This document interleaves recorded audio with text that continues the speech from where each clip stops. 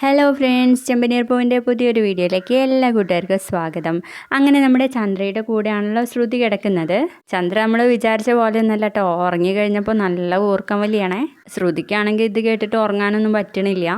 ആദ്യം കേൾക്കരുതെന്ന് വിചാരിച്ച് മൂടി പൊതച്ച് കിടക്കുന്നുണ്ട്, പക്ഷെ പറ്റണില്ല കേട്ടോ. അതെ ആൻറ്റി എന്ന് വിളിച്ച് ചന്ദ്രയെ ഉണർത്താൻ വേണ്ടിയിട്ട് നോക്കുമ്പോൾ ചന്ദ്ര കൈയെടുത്തിട്ട് ഒറ്റ അടിയാണ് കേട്ടോ ശ്രുതിയെ. സഹി കേട്ട് നമ്മുടെ ശ്രുതി ആണെങ്കിൽ അവിടുന്ന് ഹാളിലേക്ക് ഇറങ്ങി പോവാണ്. അപ്പോൾ ദാ നിൽക്കുന്നു ശ്രുതിയും വന്ന് നിൽക്കണ്. ശ്രുതിയെ കണ്ടത് നമ്മുടെ ശ്രുതി പറയുന്നുണ്ട്, ഓ ഞാനൊരു റൂം കിട്ടിയതാന്ന് വിചാരിച്ചായിരുന്നു, എങ്കിലും നമുക്ക് ഈ ഗതി തന്നെ വന്നല്ലോ എന്ന് പായയും നോക്കിയിട്ട് ഇങ്ങനെ പറയുന്നുണ്ട് കേട്ടോ. എന്നിട്ട് രണ്ടും കൂടി പായ വിരിച്ചിട്ട് കിടക്കാണ്. രണ്ടിനും ഉറക്കൊന്നും വരുന്നില്ല കേട്ടോ. അതിനുശേഷം കാണിക്കുന്നത് പിറ്റേന്ന് രാവിലെ ചന്ദ്രയാണെങ്കിൽ ടേബിളിന്റെ മുകളിൽ ഇങ്ങനെ ഇരിക്കുകയാണ് കേട്ടോ. സോറി, ടേബിളിന്റെ മുകളിലല്ല, ചെയറിൽ ഇങ്ങനെ ഇരിക്കുകയാണേ.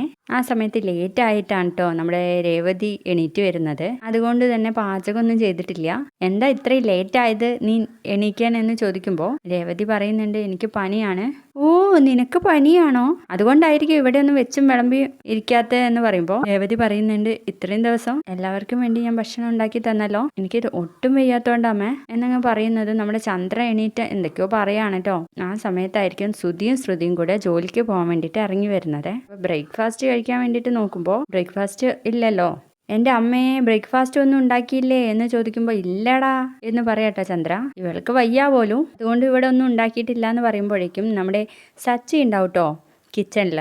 എന്തോ ഒരു സാധനം ഉണ്ടാക്കിക്കൊണ്ടിരിക്കുകയാണ്. തലയിലൊക്കെ ഒരു തോർത്തൊക്കെ കെട്ടിയിട്ടാണ് നിൽക്കുന്നത്. അതെ, ഇവിടുത്തെ എല്ലാവർക്കും ഭക്ഷണം വെച്ച് വിളമ്പിയിരിക്കാനാണ് രേവതിയെ ഇങ്ങോട്ട് കൊണ്ടുവന്നത്. ഹലോ ബിസിനസ്മാൻ എന്ന് ശ്രുതിയെ നോക്കിയിട്ട് വിളിക്കുകയാണ് കേട്ടോ. നിനക്ക് വല്ലതും തിന്നണമെങ്കിൽ നിന്റെ ഭാര്യയോട് പറ, വെച്ച് വിളമ്പിത്തരാൻ എന്ന് പറയുമ്പോൾ നമ്മുടെ ശ്രുതിയുടെ മുഖം കടന്നൽ കുത്തിയ പോലെ ഉണ്ട് കേട്ടോ. പ്രൊമോ വീഡിയോ ഇഷ്ടമായെങ്കിൽ ലൈക്ക് ചെയ്ത് സപ്പോർട്ട് ചെയ്യണേ. ബൈ.